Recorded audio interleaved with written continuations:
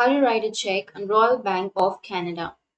So if you want to write a check of Royal Bank of Canada, then what you need to do is I'll be showing you an interface. So you will have the check of this kind, right? So if you have this kind of check, then there are 6 steps on how you can simply write a check of Royal Bank of Canada. So what you need to do is here you will have the numbers, right? One, 2, 3, 4, 5, 6. So these are the 6 steps. On the first step is the number one, which is the date. So here you need to enter the date. Write the date in the top right corner next to a box or line that says date. Always write the same date as the date that you signed the check. And on the next step, which is pay to the order of, and under that, if it's a person, write their first and last name. And if it's a company, make sure you have the company name that's used for payments and only using acronyms if asked to. You can also write cash here, and that means anyone can take the check to the bank and take the cash from your account. And on the third step or the third number, you need to write the amount and the number value. Or you may already have the dollar sign right here.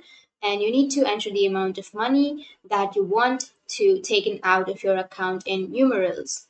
If your amount is less than one, then you need to write $0 and include the cents you want to withdraw, even if the amount is zero. Do not use the cents sign and make sure to include two decimals.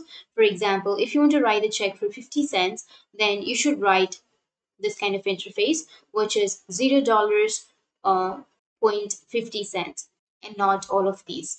And on the fourth step or on the fourth line, you need to write the amount in words. And on the fifth, which is this sign, under the fifth, you need to enter your signature or your sign related to your bank account.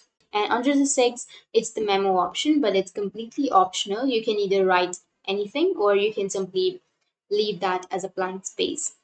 So I'll show you an interface where the check has been filled.